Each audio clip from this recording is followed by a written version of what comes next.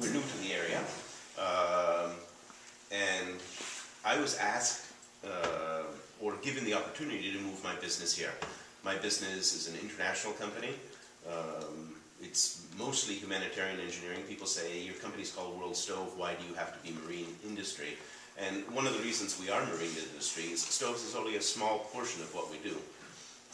The residue that comes from our stoves use waste material. So when you mow your lawn, you're actually throwing away material that you could be using to heat your house. The average American home is about 1/3 of an acre. Obviously here in older parts of the country we've got much smaller lots, but US-wide about 1/3 of an acre per household. If you were to mow 1/3 of an acre every week during a normal growing season and save the grass clippings, pelletize them, biomass has usually a standard measure of energy, which is between 18 and 24 kilojoules per kilogram. And I'm sorry, I get... All right, you lost me too. Yeah, no, I know. Sorry, I kind of nerd out. But, okay, so basically you get a chunk of energy for every time you mow your lawn, and if you save that, you can use that for heat or power generation. The amount of energy that the average New England home uses to heat in one winter is the equal amount of energy that you would get if you collect all your glass clippings from 1/3 of an acre. So that's the amount of energy that's out there and free. If you put that into your house and you're heating your house, you get a residue that comes out of it, and that residue is called biochar. By combining it with products like ANS and by doing intensive algae generation, which is the system we have, and you put these two together, you can take that product and you can fix deserts. You can improve reforestation programs. Right now in the Horn of Africa, we've all heard about the famines that are going on there.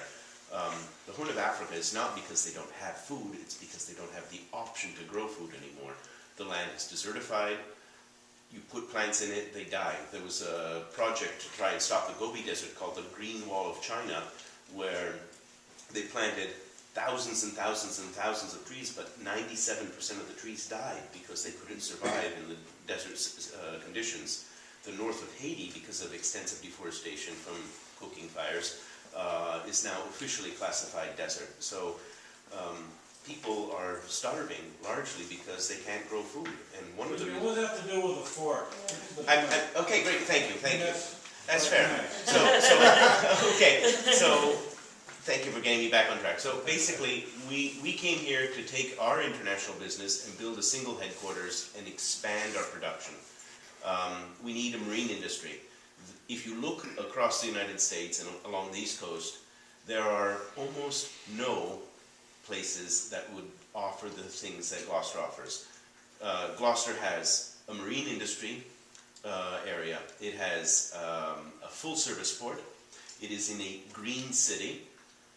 Take those three combinations and find one other city on the East Coast that matches that qualification. New Bedford, Fall River, That's not true. Portsmouth. No, absolutely not true. Absolutely not true. New Bedford, all the land in the DPA of New Bedford is owned by New Bedford. Gloucester is privately owned. Fall River also has privately owned issues, and they're not classified as a green city, so you don't get the same benefits. They don't have the full-service port that Gloucester has. Portsmouth no longer has the qualifications for new marine industries moving in. So the number of places that are available are dramatically shrinking. My interest here is, obviously I was asked, when we were shopping around, Sarah Garcia toured us around and said, this is where you want to move your business. And took us... Still, what is your point with your business to do with the fort? To run your business with the shit you take in, burn, whatever. What does it have to do with the fort? Is it location? Do you own property there or what? It has a lot to do with the location. So we came because of the available, or what we were told was available, marine industry space. Shortly thereafter, Mac Bell's deal with Jim Davis went through, and the property values took a big jump. Of the 116 properties that are on the port right now, not one is willing to sell, and not one is willing to lease unless it's as tenant at will. And nobody's going to go in and invest hundreds and hundreds of thousands of dollars for infrastructure as a tenant at will. It just isn't going to happen. So the city is saying, we need new industries to come in, like mine. And then they say, but look, no new industries are coming. Of course you're not going to get new industries to come into your city and create jobs. If there is no land available, everybody who has vacant land available for purchase says, I'm going to wait to see how the rezoning thing goes. So get back in touch with me later on. All the people who are just willing to rent their property or lease it are saying, that hotel issue, until that's resolved, I'm only willing to sign a tenant at will lease. So basically you're saying that you are an industry that needs a marine industrial access and you can't fly because of this zoning. Because the zoning thing, everybody's on hold. And that's 116 properties that are not attracting businesses and not creating jobs in Gloucester. I'm just curious, what Sure. does Sarah Garcia say to that? And she encouraged you to come, and now you have no place to go. Double come? I just wondered what her answer is to that. She says, I never told you to come. Really? But she walked you around the town. She took many, many weeks and drove me around to all the available properties. So is your business running or not? I'm working out of Middleton now. Oh, okay. But he can't do all the things he wants to do until he gets oceanfront Because property. I need access He's to... looking for oceanfront property, and so are we. How are you gonna stop the thing from happening going forward? Well, I read a book walking yesterday across the liquor store, some Clarence Birdseye book. Great, Yeah. yep. Okay, I read about him today. He died 2 days before I was born or whatever. October 7, 1956. Cool. Okay, it's a historic site, just like Sebastian Junger did the Perfect Storm. Right, Now we got Wicked Tuna, now we got Clarence Birdseye property. right. So can't you use that as an avenue to stop this development? That's Right. one avenue that's been explored. That's a great point. That's one avenue that's been It's explored. your business, which, as far as I care, doesn't interest me one bit, okay, because it doesn't relate to anything that the situation is to stop development. It's a really cool product that he can't get off the ground until he gets a lot of property. A lot of people like that fail, they start a business, they fail. I do want to ask, can I ask a question about the one, when, on the meetings that I've gone to about this, I keep wondering, where are the marine industries? The other side of the argument is, we need space for these marine industries, but where are they? We'll get two right there There- that can't find space. Are there more? There are at least 10 others. One of the properties that we're looking at right now is the one owned by the Kukuru family. So is the city, is the city not letting them in? Is that what's happening? They're That neglecting to they are go- actively- No, it's the property owners are holding on Okay. and holding out for top dollar. Right. Okay.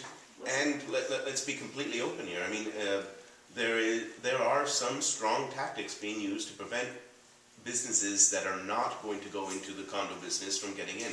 So I was with Mr. Kukuru, who owns the property on Commercial Street that we are looking at to purchase. We went in there. We had permission to go in there from the leasee, who is North Atlantic Seafood. Mr. Kukuru owns the property. We got in. We had scheduled a regular appointment. We got no more than 5 minutes into the building. Somebody received a phone call. The leasee came down. 2 lawyers told us that we had to vacate the property immediately and it was no longer available for viewing.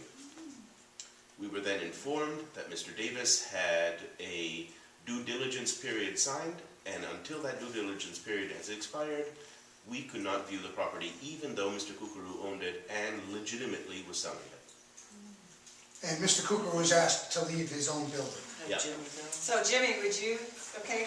Can I ask one quick question? Sure. These marine industry businesses Yes. that are looking for places to move in, are they job creation businesses? They are. Big They are. time. And Natalie, that's a great point, because one of the often touted themes of why a hotel has to come in is we need the jobs in the area. Hotel jobs traditionally are seasonal. When the Gloucester Crossing project went in, the city's own fiscal impact report stated that 85% of the jobs created would be so low paying that they could only be counted as part-time or second jobs. And because of the seasonal nature of the hotel that they wanted to build in Gloucester Crossing, they could count on conservatively at most a 65% occupancy rate. So you're looking at 65% occupancy for jobs that people can't make a living on, compared to what Vince Modolaro at the Ward 2 meeting very accurately pointed out. He said, hey, I employ 28 people, they get 6 weeks of paid vacation, they have full health benefits, give me one hotel that's going to give you the same. So it's not just job creation, it's a better quality of job. How long has the Bird's Eye been unoccupied? Bird's Eye's been occupied Less for than 5 years. 8 years. Oh, the freezer, when we looked at it, the freezer was active. It was full of orange juice and grape That was, juice. and that was right up until a couple of Yeah. years ago. Americold, they'll tell you that thing's been lying dormant for 50 years. Not at all. Americold just finished there probably 2 years ago. So, Good let me house. just interject, Jimmy, I wanna make sure that you Right. get